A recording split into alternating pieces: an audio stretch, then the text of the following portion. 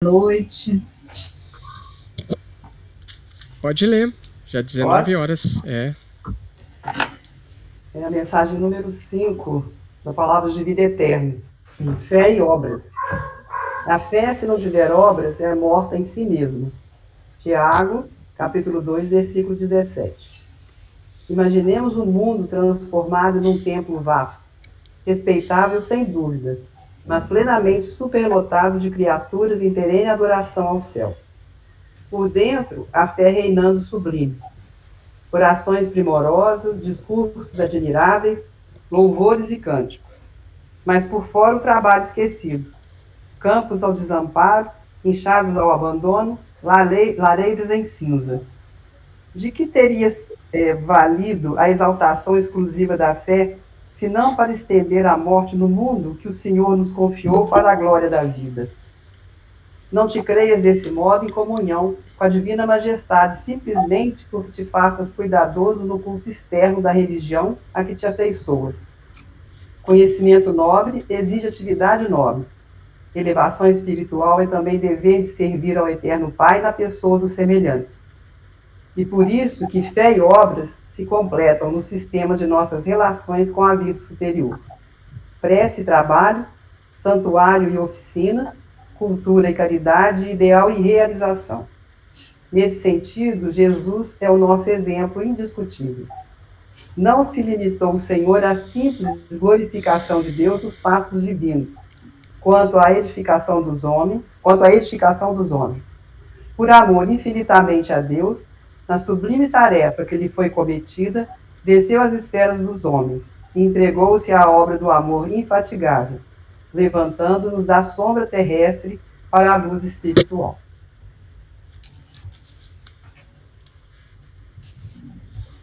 Jesus, nosso Mestre, Deus, nosso Pai de amor e bondade. Agradecemos, Senhor, pela oportunidade de estarmos aqui mais uma vez reunidos em Teu nome, para estudarmos as cartas de Paulo. Esse apóstolo que levou o Evangelho a cruzar fronteiras e cujas lições, Senhor, ainda tocam os nossos corações até nos dias de hoje. Que durante o estudo, Senhor, possamos renovar a nossa fé com ação nas obras da Tua seara.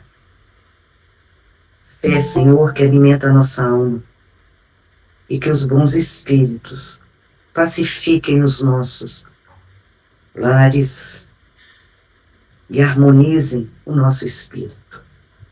Abençoa, Senhor, cada um aqui presente, os companheiros que não puderam estar presente, e ampara-nos, Senhor, com o Teu amor e a Tua luz. Que assim seja. Que assim seja. Muito bem. Boa noite para todos, todo o grupo. É uma satisfação estar com vocês nessa caminhada das cartas de Paulo. Então hoje nós... Ué, o Fart está entrando de novo? Oxi. Então a gente está no capítulo 2 e vamos iniciar o versículo 10. Tá? Só para a gente dar uma recapitulada, né? A gente falou bastante sobre o justo, né? A gente está em paz com Deus, conforme vem colocando o capítulo 2. Na verdade, esse capítulo ele vai dar uma mudada agora, para depois entrar no 3 com um tema um pouquinho mais árduo para a gente. E Paulo é assim mesmo, tá, gente? Paulo, ele mexe com o nosso íntimo. O Paulo, ele vai mexer muito com a gente, mas muito mesmo, tá? Porque aquele espírito dele, do Saulo, aquele que gostava de defender a verdade, gostava de defender a lei, ele continua aqui, defendendo o evangelho. Então, se está errado, ele fala que está errado. Então, ele é aquele espírito enérgico. Então, ele mexe muito com a gente. A leitura, o estudo. Se a gente estiver sintonizado com a mensagem, a gente tira um proveito muito grande aqui. Vamos lá. Eu vou ler só o versículo 10, que a gente tem uma mensagem de Emmanuel que eu coloquei até lá no grupo, tá? E a gente passa para ela. O versículo 10 é assim: glória, honra e paz para todo aquele que pratica o bem. Bem para o... Não, comecei antes. Não, desculpa, vou começar de novo. Glória, honra e paz para todo aquele que pratica o bem. Para o judeu em primeiro lugar e também para o grego. Tá? Então a gente tem uma mensagem de Emmanuel que nos ajuda a interpretar essa passagem aqui. Alguém leu e quer comentar um pouquinho sobre a mensagem, sobre esse versículo?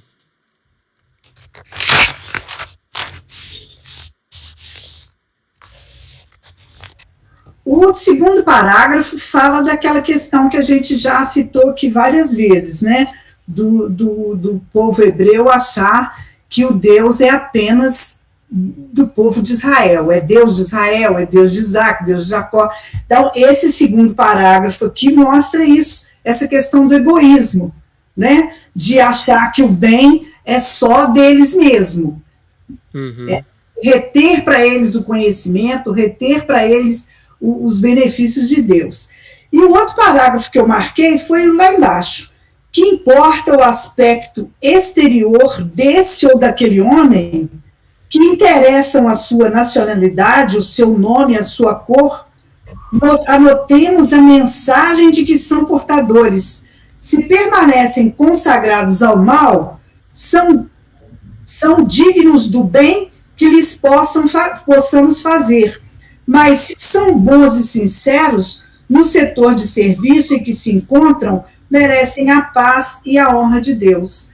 Então, a casca, o exterior, o falar muito, o aparecer, isso não importa.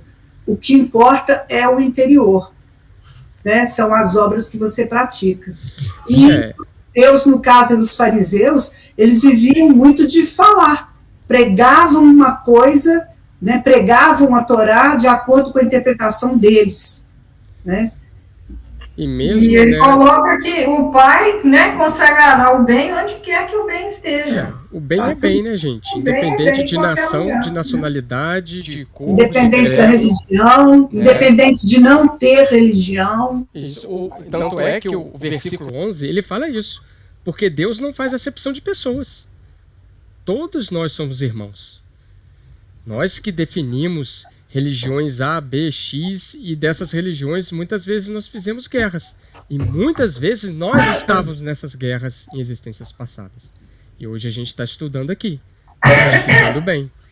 Então, assim, cada um quer defender seu ponto de vista, mas o que é importante é o bem.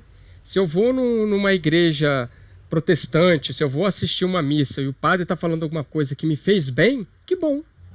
Que bom que aquilo nos tocou, né? Porque a mensagem é uma só. O caminho no final vai ser um só, né? Então, assim, o Emmanuel nos explica isso e Paulo está colocando aqui, em verdade, que a mensagem é para todos. Só que ele coloca em judeu em primeiro lugar, mas também para o grego. Por que ele coloca em judeu em primeiro lugar? Porque eles são o povo monoteísta. Então, em primeiro lugar, a responsabilidade daquele que recebeu o Messias. Depois, todas as nações. Quanto maior o conhecimento, maior a responsabilidade. E Paulo vai começar a trabalhar muito nesse aspecto aí, tá? Porque por eles serem monoteístas, por eles terem tido esse conhecimento primeiro, a responsabilidade deles espalharem, né, o ensinamento é muito maior. Essa é a questão deles. Esse seria o objetivo. Sim. Isso. Esse seria o principal plano. E Paulo é o principal exemplo, né? Porque ele tinha o conhecimento antes, como Saulo. Sim, Mas ele só foi espalhar esse conhecimento depois. Não, e o interessante, se vocês observarem, agora eu não estou recordando o capítulo do Paulo Estevam, não sei se é o 2 ou se é o 3, onde ele está conversando com Sadoc. E ele vira e fala assim: nós temos que converter os romanos e os gregos debaixo da lei mosaica. Olha o pensamento do Saulo. Eles tinham que converter todos os povos debaixo da lei mosaica. Mas a conversão que ele tinha era através da força. E ele, depois das portas de Damasco, olha como que ele está convertendo os judeus, os gregos e os romanos. Pelo exemplo, pela fé, pela fala, pela palavra. Olha a mudança. O espírito, gente. É isso que eu falei lá no início para você. A energia é a mesma. Só que agora ela está canalizada para o outro lado. Esse é o Paulo. Esse é o Paulo. Vamos caminhar. Gente, vocês podem me interromper, tá? Versículo 12. Olha só o que ele vai começar a falar no versículo 12. Portanto, todos aqueles que pecaram sem lei perecerão. E todos aqueles que pecaram com lei, pela lei serão julgados. Em resumo, aqui nesse versículo, o que Paulo está falando? Ele está falando o seguinte: com ou sem lei, todos estão debaixo da lei de Deus. Aqueles que pecaram sem lei e aqueles que pecaram com lei. Todos nós estamos debaixo de uma única lei. A lei de Deus. Né? Se a gente for dar uma passadinha, até peguei aqui as questões do Livro dos Espíritos, principalmente a primeira lei que fala lá da lei divina ou natural, a questão 614 de O Livro dos Espíritos, se vocês quiserem anotar aí, 614. Ela fala o seguinte: o que se deve entender por lei natural. A lei natural é a lei de Deus, é a única verdadeira para a felicidade do homem. Indica-lhe o que deve ou deixar de fazer. Olha só, está intrínseco essa questão aqui. Porque, conforme a gente viu ali nos 2 últimos versículos, Deus não faz acepção de pessoas, então todos nós estamos debaixo da mesma lei, que é a lei natural. Afastou da lei, está errado. Quando andou na lei, está certo. Então, assim, Deus não precisa escolher ninguém. Ele tem só que a própria consciência, a própria pessoa é que vai saber se está dentro da lei ou se está fora da lei natural, né? E aí tem as outras questões, né? Que eu convido vocês a darem uma lida, 619, onde ele fala: todos os homens facultou Deus os meios de conhecerem sua lei. Ele vai colocar: todos podem conhecê-la, mas nem todos a compreendem. Está implícito que mesmo não compreendendo, nós temos a intuição de que aquilo é ou não errado, que aquilo está ou não certo. Porque nas 621, na famosa questão 621, onde está escrito a lei de Deus, na consciência. Tá? Então é isso aí. E aí, só para terminar, só para falar para vocês, né, que dentro da lei natural está a famosa questão: quem é o tipo mais perfeito que Deus ofereceu ao homem? E a gente vai trabalhar muito nessa questão, porque Paulo, nos capítulos para frente, ele vai falar muito da nova geração. E essa nova geração, e esse novo Adão que Paulo vai falar, tem a ver com a questão 625, que é Jesus.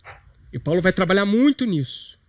Muito nisso. Se vocês quiserem ir lendo mais para frente, a carta aos Romanos, assimilando essas partes ou marcando o que tem dúvida, porque Paulo vai falar muito isso aí, da nova geração, que é o ser baseado em Jesus.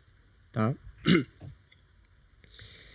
O que Paulo ele vai demonstrar nesses próximos versos é que os homens sem Cristo perecem. E que nós precisamos reconciliar com a lei que está dentro dos nossos corações, para sermos o quê? Espíritos regenerados. É isso que Paulo vai trabalhar nos próximos versículos. O fato de ser judeu, não judeu, ser gentio, não gentio, todos nós seremos julgados pela mesma lei. Cabe o grau de responsabilidade de cada um. Por isso que ele falou: primeiro os judeus. Gente, vamos fazer um exercício? Em vez de a gente falar judeu, a gente pode botar espírita, tá? Primeiro os espíritas. Né? A gente faz esse exercício que eu acho que a gente vai se encaixando mais aí. Tá? Primeiro quem está estudando as cartas. Primeiro, os coordenadores. Exatamente. Vou pedir demissão. Vai apertando o círculo pra gente. A Júlia levantou a mão. Pode falar, Júlia.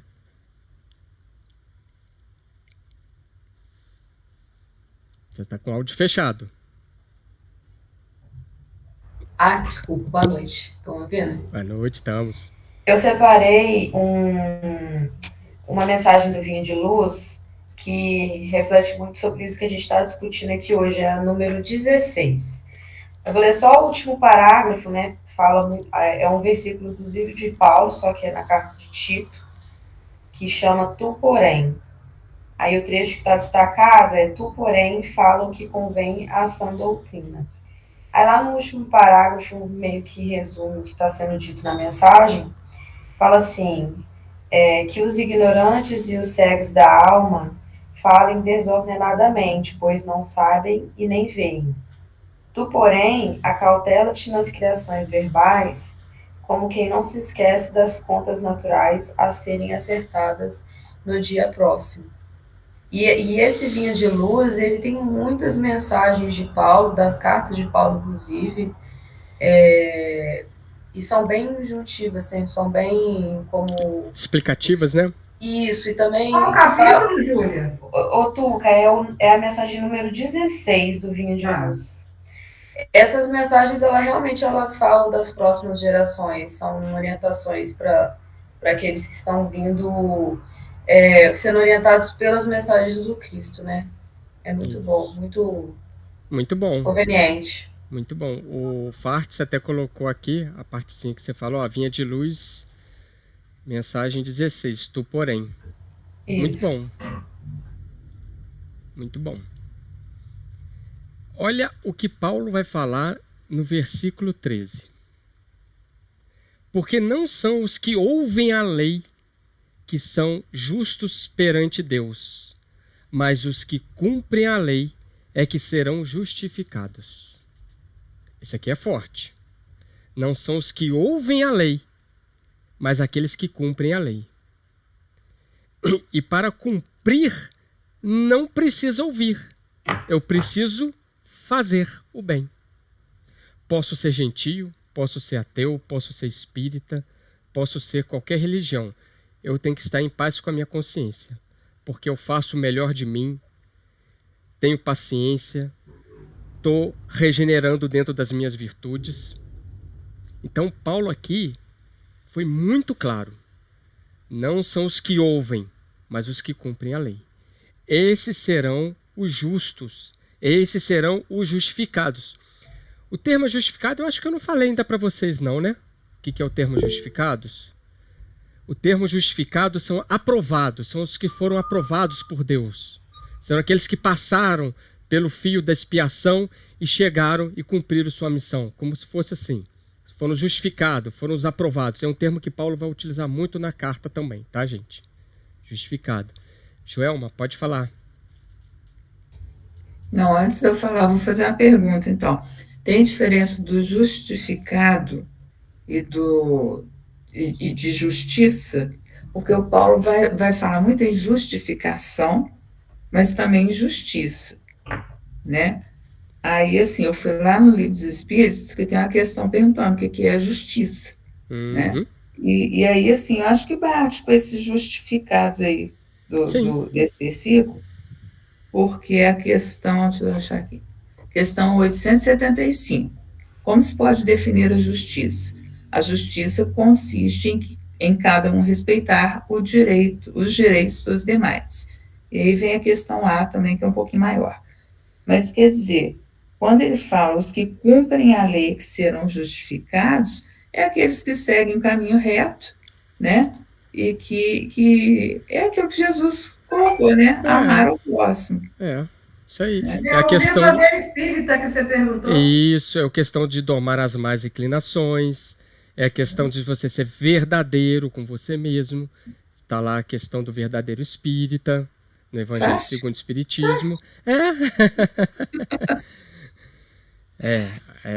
Eu falei para vocês, estudar Paulo Vai mexer muito com a gente.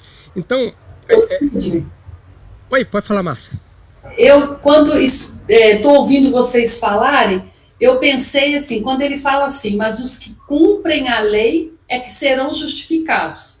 Ou seja, aqueles que têm uma programação reencarnatória e que completam essa programação, os completistas. Isso Então, aí. esses são raros. Isso né? aí. Por isso que nós precisamos buscar ouvir a lei, mas desenvolver ouvidos de ouvir, não é? Olhos de ver, para que depois a gente consiga realmente, do saber, fazer a aplicabilidade, né, da lei. Isso assim. Perfeito, isso aí. E não ser igual o Tiranossauro Rex, né? Muito grandão, mas com as mãozinhas tudo pequenininhas, não faz nada com aquelas mãozinhas ali, né? Então a gente tem que ter mãos de fazer. No estudo das cartas de Paulo do Haroldo, ele coloca os justificados como sendo os espíritos que já alcançaram a pureza. Os espíritos puros. Ele dá um grau, ele vai lá no último grau da nossa escala espírita. A gente também vai trabalhar bastante isso aí. A gente vai falar muito disso aí. É bom que alguns termos a gente está fazendo uma introdução. Porque daqui para frente, a partir do capítulo 3, o 4, o 5, a gente vai entrar em alguns termos mais técnicos que a gente vai ter que abrir o que realmente Paulo quer falar com aquilo ali. E tem questões, gente, né, é por nada não, que só o Espiritismo vai explicar.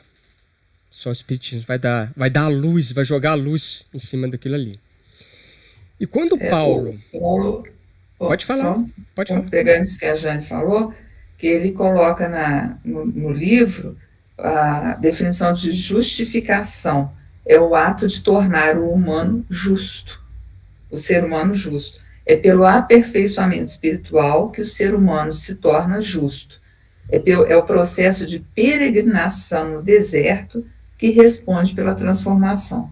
Isso aí. Bonito, né? Bem, ele se utilizou de um simbolismo para explicar, né? Muito bonito. Mas só assim, porque a gente lendo cartas de Paulo assim, sem muito estudo, não dá para entender muito, não. Você nem busca nem o que é aquela palavra. É isso e pronto. Não, passa... Por isso que alguns termos, às vezes, se a gente não entender, vocês podem parar para poder perguntar, porque isso depois faz diferença. Agora, o interessante é como que o Paulo, há tantos anos atrás, como que ele já teve essa visão que nós agora conseguimos ter com a chave do Espiritismo. Né? Essa questão da lei, da consciência, da lei, ele fala aqui da lei gravada em seus corações, no versículo 15, e a gente estuda que a lei está gravada na nossa consciência. Quer dizer, é muito interessante essa visão já do Paulo. Muito avançado. Foi o vaso escolhido, né? Exatamente. Muito avançado. Gente, a gente vai ficar de queixo caído algumas questões aqui. A gente vai ficar de queixo caído que o Paulo falou. Mas para frente, ainda dentro desse capítulo aqui, vocês vão ver o que ele vai falar. Eu só queria completar aqui, porque esse termo aqui, ouvem a lei, é um termo muito judaico. Porque assim, se você for pegar o povo judeu, todo sábado nas sinagogas, eles falavam a lei, né? Nos lares, nas suas casinhas, eles faziam o culto no lar falando da lei, tá? Tinha escola especial para estudar a lei, tá? onde os doutores da lei que davam aula ali. Então, assim, toda Israel, todo aquele povo judeu, ele tinha isso de ouvir a lei, né? A história da própria peregrinação judaica de Israel é uma história religiosa da nossa história. Né? Porque a gente ouve, quando que a gente vai começar a falar? Né? Era a tradição oral, né? Tudo era passado de oral. Então eles tinham que ler e comentar. Então aí a gente começa a perceber por que os espíritos ditaram a Kardec: espíritas, amai-vos, este é o primeiro ensinamento. Instruí-vos, este é o segundo. Por quê?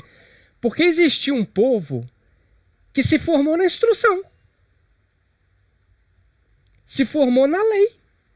E cadê o amor? Cadê o amor ao próximo? Cadê o amor a Deus sobre todas as coisas, que é o primeiro mandamento, está no decálogo deles? É um povo que se fortaleceu na lei. A gente vê em Saulo. Ele se fortaleceu, mas cadê o amor? Então, assim, a gente vai ver depois na carta aos Coríntios, lá para frente, daqui a um tempo, que Paulo vai colocar esse amor, esse ágape. Esse amor que vai salvar. Né? Inclusive, esse termo, espírito, amai-vos, esse é o primeiro ensinamento, instruí-vos o segundo, está no capítulo 6 do Evangelho segundo o Espiritismo, que é o Cristo Consolador, que é quase se fosse uma ordem para a gente, que é o próprio Cristo falando. Ô Sidney, eu acho que esse ouvir, é que não adiantava eles só ouvirem as escrituras. Seria a mesma coisa hoje que a gente só lê o Evangelho, né? E não agir como um verdadeiro cristão. A mesma coisa que o Paulo. E um bom exemplo disso é o Estevão, que ainda não conhecia Jesus, não tinha o Evangelho, mas ele agia corretamente. Perfeito. Né? Boa lembrança. Né? Estevão, vamos colocar assim como Gesiel ainda. Né? Com o pai dele, com Abigail, né? Elucidando o pai dele que não devia fazer aquilo, que não era certo, o pai dele fazia. Quer dizer, ele estava nessa sintonia de fazer o bem. É o que ele falou, que não faz acepção de pessoa. Né? Então, assim, a gente pega a realidade desse povo, os ouvidos deles estavam muito educados, mas seus corações estavam em pedra. A verdade era essa. Os ouvidos para ouvir, para falar, eles estavam lá em cima. Mas a outra asa, que é o coração, que é a emoção, que é o sentimento, que é o amor, estava em pedra ainda. Estava longe da sabedoria. Estava longe da realidade que eles pregavam. Né? A gente viu isso com o próprio Saulo. Quando Saulo ele decreta a prisão e o apedrejamento de Estevão, ele estava fazendo o quê, gente? Ele estava defendendo a lei. Defendendo a sua lei que ele acreditava. Ele era, vamos dizer assim, o ministro do Supremo, do Sinédrio. Ele decretou a morte de Estevão para defender a lei. E aí, por quem que ele foi se apaixonar? Abigail. Abigail, que era o quê? O amor em pessoa, a doçura em pessoa. Não sei se você se lembra, mas Paulo falava que ela era o coração do seu cérebro. Olha que coisa bonita. Você é o coração do meu cérebro. Ou seja, era isso que estava completando o Saulo. Esse amor. É muito bonito isso, gente. E quando a gente faz esse link, né, que a gente pega um povo que era tão doutor em ouvir, em instruir, e a gente lê o capítulo 6, que os Espíritos falam para nós desenvolvermos o amor, é isso aqui, que a nossa realidade está nessa história aqui. O que a gente precisa fazer. Agora até me perdi. Qual versículo que eu tô, gente? Que a gente tá? 14, né? Isso. Vamos lá para frente. Quando então os pagãos, tendo lei, fazem naturalmente o que é prescrito pela lei, eles não tendo lei para si mesmos, são lei. Né? Eu vou ler até o 16. Eles mostram a obra da lei gravada em seus corações, dando disto testemunho sua consciência e seus pensamentos, que alternadamente se acusam ou defendem. Olha a consciência. Olha a consciência. No dia em que Deus, segundo o meu evangelho, julgará por Cristo Jesus as ações ocultas dos homens, gente. Né? As ações ocultas dos homens. Olha o que o Paulo está falando. Isso aqui devia ser uma resposta de alguma pergunta do Livro dos Espíritos. Tamanha beleza dela. Então, o que ele está afirmando aqui? Que aqueles que não conhecem a lei, que não conhecem, mas estão cumprindo a lei, estão ok. Estão ok. O Paulo quer demonstrar essa consciência humana. Essa consciência humana ela tem que ser ativa. Ela tem que ser instrutiva e amorosa também. Eu não estou falando que a gente não tem que se instruir, não. Mas a gente tem que Utilizar do amor. Se aproximar disso aí. Se aproximar dessa moral. Porque aquele povo gostava muito da lei de Moisés, mas não praticava o primeiro mandamento. Então, quando Paulo, aqui, ele é muito claro nessa lei da consciência, quando ele fala lei, né, a Tuca colocou aí, lei gravada em seus corações, dando testemunha sua consciência e seus pensamentos. É muito claro para nós isso aqui, né? Então, o que ele quer demonstrar? Alguns têm lá a filosofia grega, a filosofia romana, a filosofia platônica. Não importa. Se você cumprir a lei do bem, você está quite. Se você se libertar do pecado ou do erro, que a gente vai falar mais, que daqui a pouco Paulo vai utilizar também do termo pecado, né? Que é o erro, que é o mau comportamento, isso está ok. Porque a lei está inscrita no nosso coração. E Paulo, ele é tão sábio que o Paulo não escreveu assim, venham para o cristianismo, se formem no cristianismo. Não. O Paulo está falando que se você estiver, aonde você estiver, fazendo bem e está em paz com a sua consciência, você está quite. Isso me faz lembrar, eu não sei se vocês têm mais detalhe, de uma história que uma mulher foi para o Chico pedir para que o marido virasse espírita. Ah, meu marido precisa virar espírita e a gente está aqui. Aí o Chico começou a perguntar, mas ele fuma? Não. Ele bebe? Não. Ele está sempre fazendo bem, Chico. Aí o Chico falou assim, então deixa onde ele está. Deixa onde ele está. Está fazendo bem. Então, quando a gente pega a questão 842 de O Livro dos Espíritos, aonde a questão fala assim, por que indícios se poderá reconhecer entre todas as doutrinas que alimentam a pretensão de ser a expressão única da verdade, a que tem o direito de ser apresentar como tal? Os espíritos não vão responder ao espiritismo. Alguém sabe o que os espíritos respondem nessa questão? Você repete só para a minha questão, Sidney? 842. 842. Beleza. O que os espíritos respondem nessa questão? Qual que é a doutrina que vai ser?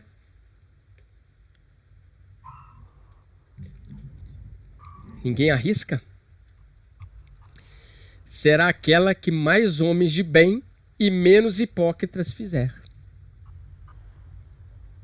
Os espíritos não respondem o espiritismo ou religião A ou B, mas será aquelas que produzirá mais homens de bem e menos hipócritas.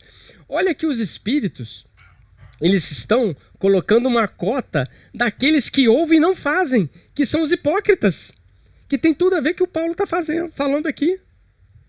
Porque o Paulo já lidava com os fariseus, ele sabia. Com essa hipocrisia toda que eles tinham. Então, assim, os espíritos, ao responderem, eles sabiam e são conscientes de que existe ou vai existir, até o quanto tempo a gente não sabe, uma parcela de adeptos religiosos que ouvem, que falam, mas que as suas ações não condizem com o seu discurso. Os espíritos estão falando isso, que menos hipócritas fizer, ou seja, dentro das religiões, inclusive do movimento espírita, a gente vê isso. Dentro do movimento espírita a gente está vendo isso aí. O Fartes colocou a questão lá. Obrigado, Fartes. Então a gente vai encontrar isso. Qual que é o grande achado dessa questão? É que a religião que mais homens de bem fizer, esse volume vai ser tão grande, vai ser tão maior, que os hipócritas vão diminuir. Eles serão envolvidos por esse grande grupo. Serão envolvidos.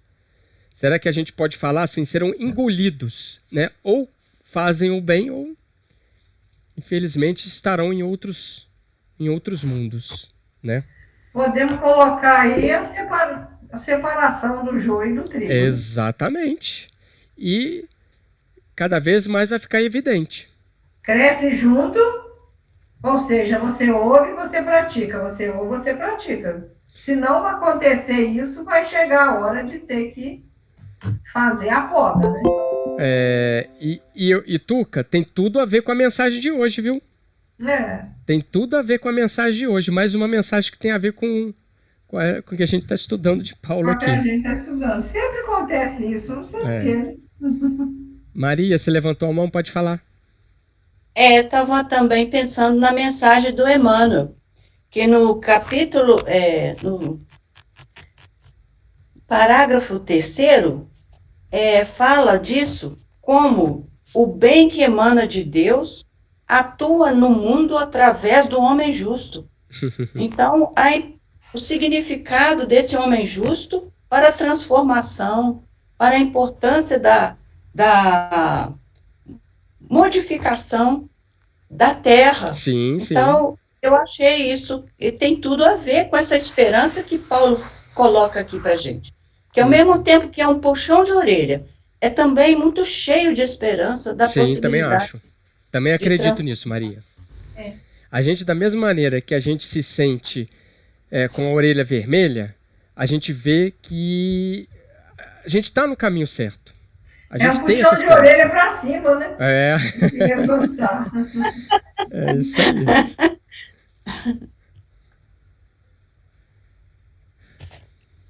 Vamos para frente?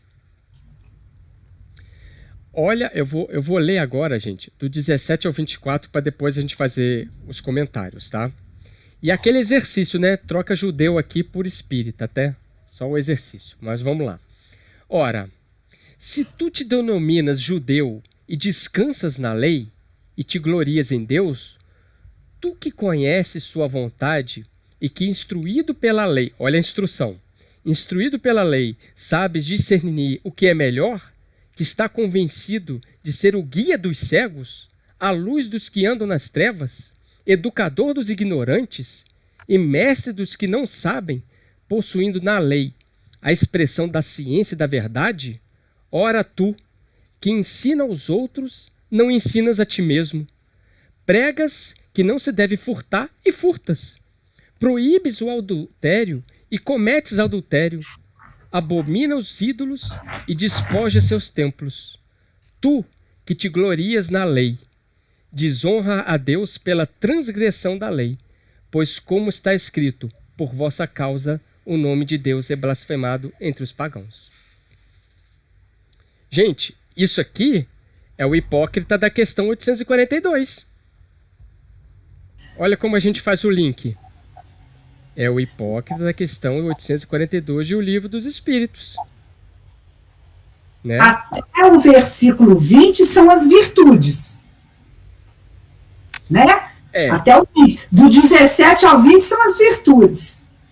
Mas aí ele tá provocando. Ele está provocando aquele que, olha... E olha que interessante, gente. Isso aqui é muito interessante vocês anotarem. Paulo utiliza de 4 adjetivos aqui para rotular aqueles que falam e não fazem. Vocês sabem quais são esses 4 adjetivos? Ele está rotulando aqueles que falam e não falam. São 4 adjetivos aqui. Vamos procurar? O primeiro está no versículo 19. Guia. É o primeiro adjetivo. Guia. O segundo está no versículo 20. Qual que é? Educador. Educador. O terceiro ainda está dentro... Não, o terceiro está dentro... Do 20. Do 20. Ah, não, eu pulei um, gente. O terceiro, o primeiro é guia e o segundo é luz. O primeiro é guia, isso. O segundo adjetivo é luz. O terceiro é educador. E o último é mestre. Gente, coincidentemente, são 4 adjetivos que a gente pode classificar Jesus. É por isso que são as virtudes. Guia, luz, educador e mestre é o que Jesus fez. Então ele consegue adjetivar essas pessoas que estão falando e não fazendo, se comparando elas com Jesus, que falou e fez. Olha que bonito isso, gente. Ele consegue colocar dentro de um texto, isso pode passar desapercebido, mas não deve. É Não deve. o homem justificado. É isso aí. Então, assim, é o homem, mas não é o homem justificado. Porque o que ele está falando aqui é um puro exibicionismo. É a obediência externa à lei. Né? É a obediência externa. Eu estou me exibindo. Né? Se lembra que Jesus falou dos hipócritas fariseus que fazem orações nos cantos, nas esquinas, em voz alta? É isso aqui. É isso aqui. Então, ele se utiliza desses 4 adjetivos para quem consegue ler ali e ouvir, tá sabendo que ele está por trás daquilo ali, que é o guia e modelo, que deveria ser seguido. Né? Então, a gente poderia dizer que seria assim, como o homem espiritual e o homem carnal, ou o judeu espiritual e o judeu carnal? Ainda não aqui. A gente vai chegar nesse ponto aí, que vai ser um ponto que ele vai começar a trabalhar a espiritualidade do povo judeu. Porque o que faltou também foi a espiritualidade do povo. Como eles não tinham amor, eles não tinham doação, faltou essa espiritualidade. Então, quando eles se apegam só ao exibicionismo, só o culto da lei externamente, eles estão querendo enganar quem, gente? Nós, vamos fazer a pergunta, nós estamos querendo enganar quem? Quem? Se ele acabou de falar que a lei está gravada em nossos corações aqui, ó, no versículo 15, ele acabou de falar. A quem que vocês estão querendo enganar? Então, ele está falando o seguinte, ó, essa justificação, ela vai agir de conformidade com a realidade do seu coração e não com a realidade do seu exibicionismo. A sua justificação, ela vai ser pautada na sua natureza, na natureza do seu coração. E não e independe da sua profissão religiosa, independe da sua religião. Depende de raça, de clube social, vai ser a natureza do seu, a sua justificação vai ser de acordo com a natureza do seu coração.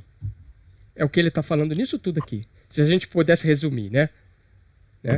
Porque era o povo que se vangloriava de ser descendente de Abraão, né? De ter a legislação mosaica, de conhecer Yahvé, mas se confundiram dentro dessa instrução deles. Esse não ensinas a ti mesmo serve muito para a gente também, que tem esse conhecimento todo, que lê livro dos espíritos, frequenta 10 grupos de estudo, mas não muda 1 centímetro na conduta interna, né? É muito, muito sério essa situação. É muito sério. Lembrando que o seu Mateus fala lá para a gente, na FEAC, é a informação sem a transformação gerando estagnação. Perfeito. Perfeito. Então, é um povo que, como que a gente pode falar? Que tinha em sua raça um orgulho muito grande. E aquilo para eles, só aquilo para eles justificava eles terem o reino dos céus. Ah, nós somos o povo protegido de Yahvé. Ah, Deus nos tirou do Egito, nos deu Moisés, nos deu Abraão, nos deu Isaac, Jacó, etc., os 10 mandamentos. Então eles se apegavam que aquilo iria justificar eles. E o Paulo percebeu que não.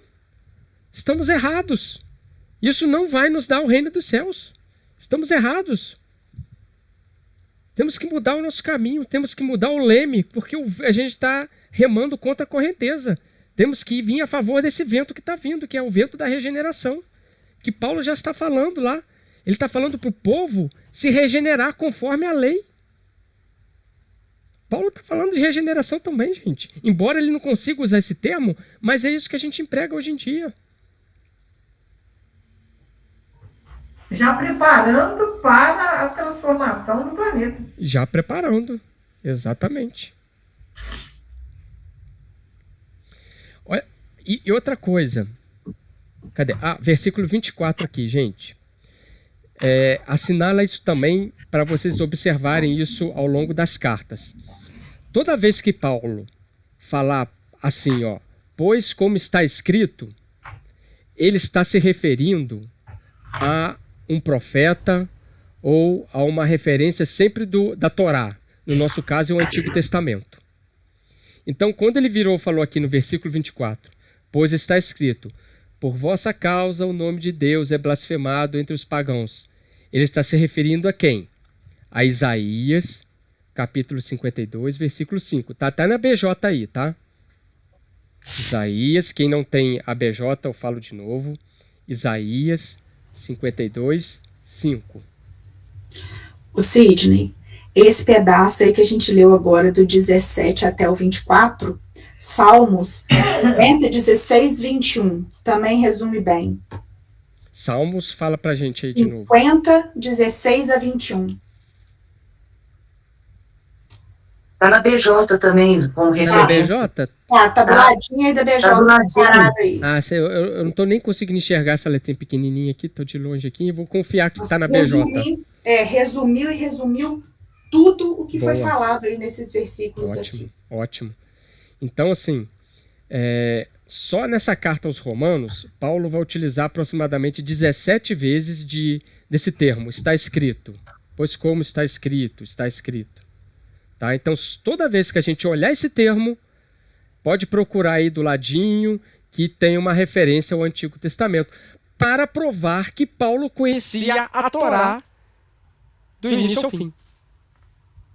Se ele vai fazer só na carta aos Romanos 17 referências à Torá, esse homem tinha instrução na cabeça dele, de trás para frente para trás, do céu para baixo, tudo aí. Tá? Então, isso está provando que, desde Isaías, o que Paulo está falando, desde Isaías, ou desde os Salmos lá, né, como a Lu colocou aí, desde Davi, os profetas estão falando isso. Ó, por vossa causa o nome de Deus é blasfemado entre os pagãos. Por quê? Se vocês que são o povo escolhido de Deus, vocês estão fazendo coisa errada, então eu, como sou pagão, eu vou continuar na minha vida, então. Ele usa o exemplo aqui da circuncisão, que era ele vai, a lei para eles, né? Ele vai pegar pesado. Então, em verdade, Isaías lá atrás estava falando, gente, nós somos o povo de Deus. Nós temos que honrar. E é por causa de vocês que o gentio nos vem e fica rindo da gente, que a gente fica blasfemando. A gente fala para não separar e separa. A gente fala para não roubar, a gente furta.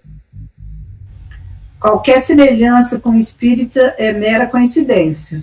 Porque quando um espírita, principalmente assim, o orador espírita, aquele que está muito em evidência, quando ele comete algum ato que não está de acordo com a lei, no caso aí, usando os nossos termos, aí as pessoas falam, mas você não é espírita? O espírita está fazendo isso? Você é espírita e está agindo assim? Não é? Então, assim, o nosso exemplo como espíritas também, a gente tem que prestar muita atenção nisso também. É o que o Sidney colocou. Onde está escrito judeu, coloca espírita. Sim. Porque é exatamente isso que a gente falou. Naquela época, os gentios julgavam a religião judaica através da conduta escandalosa do povo judeu. Então, você falou assim, vocês estão blasfemando o seu Deus? Que diferença vocês têm da gente? É isso que a gente está falando. Que diferença vocês têm? Só o exterior. Você é judeu, eu sou pagão. Eu faço a mesma coisa, você faz a mesma coisa que eu. Aqueles que teriam que dar o exemplo faziam totalmente o contrário. Né? E o interessante, quando a nação judaica, historicamente, né, falando, ela foi dominada pela Babilônia e foi para o cativeiro. Presta atenção nessa história. Quando elas foram para a Babilônia, os babilônios falavam assim, cadê seu Deus poderoso? Cadê o Deus de vocês que vocês falam que tiraram vocês do Egito? Cadê? Vocês hoje vão servir de escravo para a gente. E a queda da nação judaica foi exatamente por esse orgulho, por só se ater a essas instruções. E os profetas Isaías, Jeremias, todos eles antes falavam isso. Gente, a gente tem que se arrepender. Gente, a gente tem que se melhorar. Gente. Mais de 700 anos antes de Jesus. A causa da queda do povo judeu para a Babilônia foi a transgressão do povo. A transgressão daqueles que eram para poder levar o povo para uma espiritualidade e não faziam. Eu consegui puxar num livro uma história, né? Diz o rabino Berequias que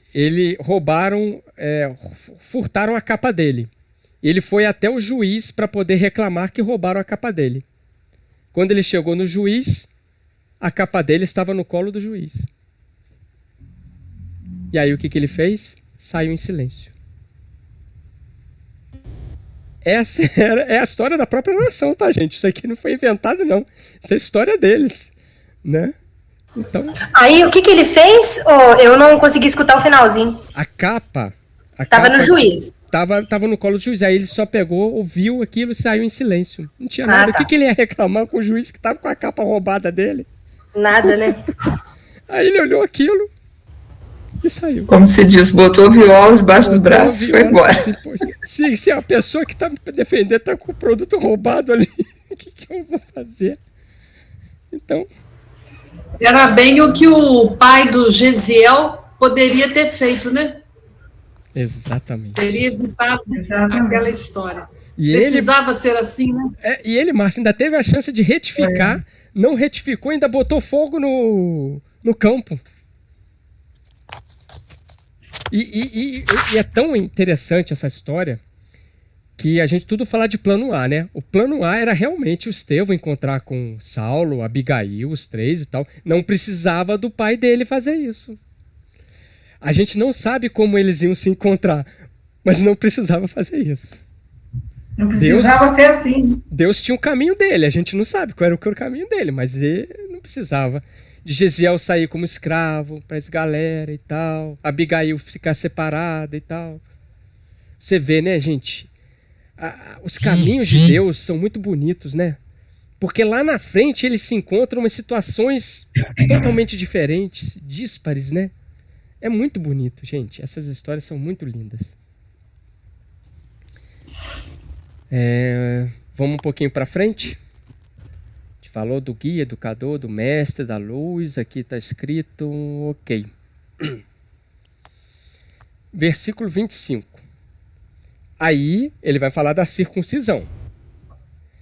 Certamente a circuncisão é útil se observas a lei. Mas se és transgressor da lei, tua circuncisão torna-se incircuncisão. Se, portanto, o incircunciso guardar os preceitos da lei, porventura a sua incircuncisão não será considerada circuncisão? Gente, isso aqui é bem difícil às vezes interpretar, tá? Parece um jogo, 3 tigres tristes, né? Aquela coisa ali assim. Exercício de lógica. É isso.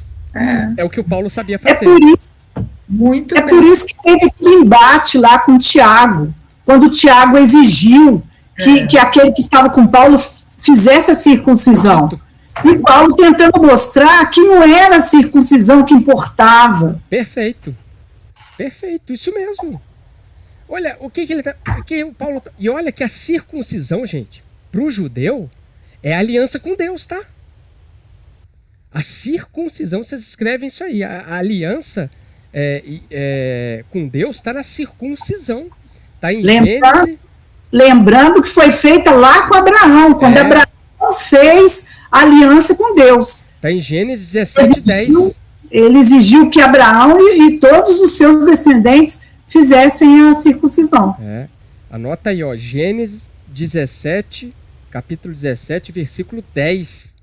Inclusive, se nasceu a criança e o 8º dia cair no sábado, você pode não fazer o Shabá e fazer a circuncisão.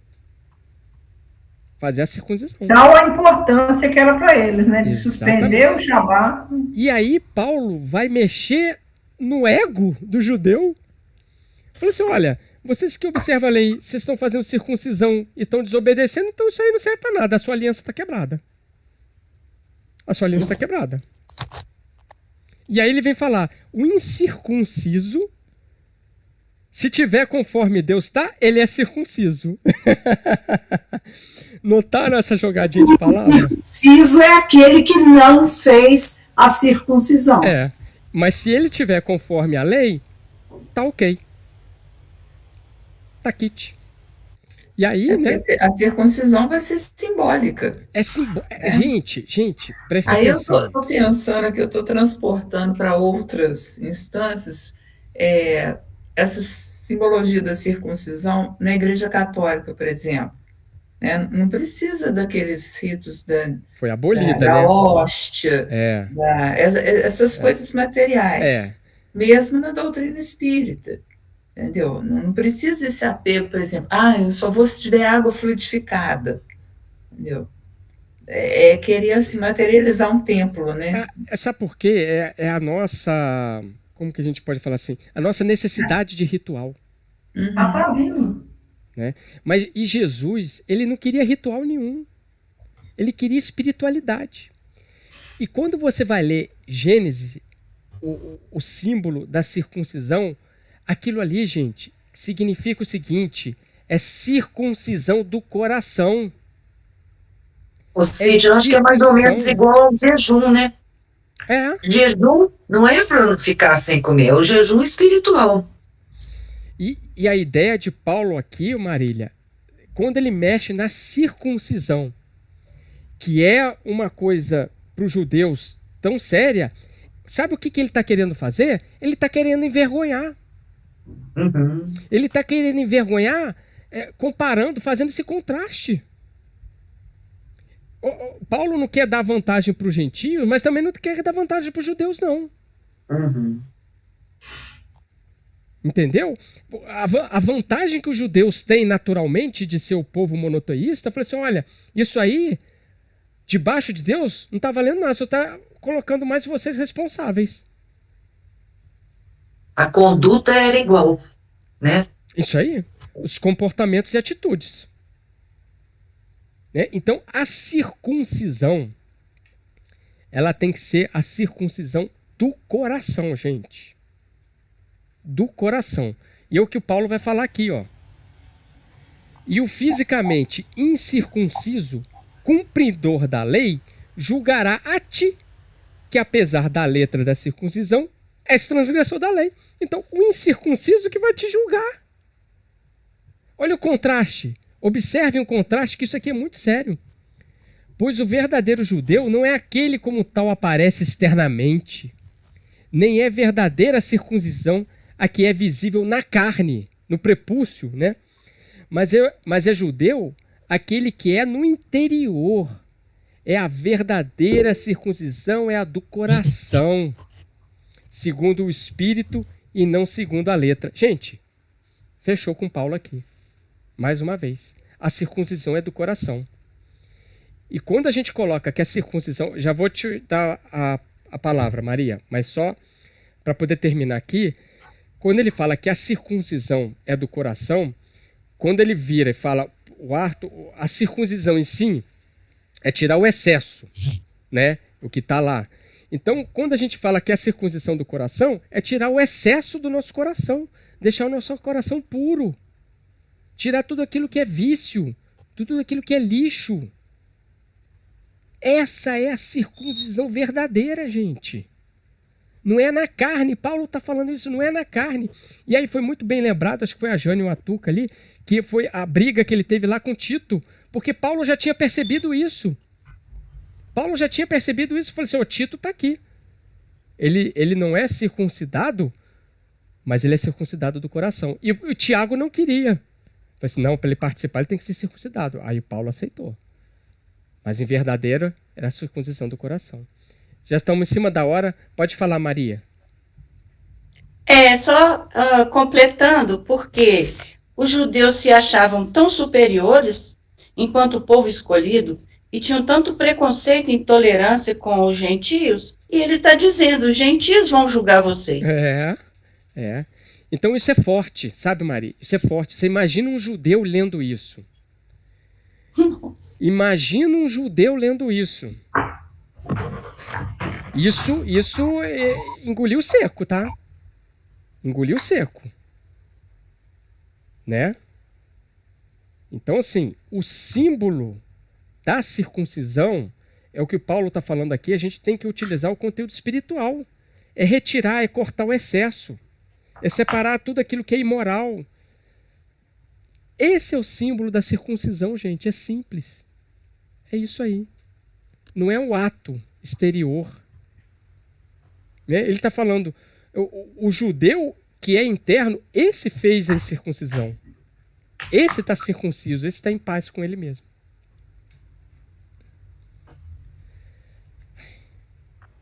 Fechamos aqui, gente. Se semana que vem, se vocês lerem, quiserem voltar nessa questão que a gente acabou de falar, podemos voltar, não tem problema nenhum.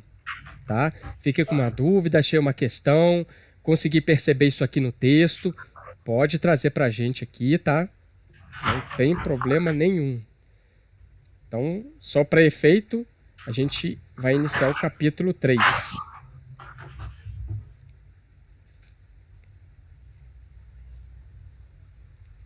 Ok? Tudo bem? Qual a data, Magda? Semana que vem. 27, senão o Sidney vai falar que é 28. Ele está sempre um dia na frente, gente. Semana passada ele falou para vocês que era 21. É que eu já tô avançado no tempo, gente. É. Vocês não perceberam, isso é o conteúdo espiritual. Quarta-feira que vem, 27. Dia 27. Ai, Deus. Ai. Ok? Tranquilo? Sentamos agora, mais calminho. Às vezes o Paulo vai dar uma mexida na gente, tá, gente? A gente vai sair do estudo aqui com a cabeça, como diz a Lu. Pegando fogo. Pegando fogo. Pegando fogo. Ô, Farte, você pode fazer a prece final pra gente, fazendo uma gentileza?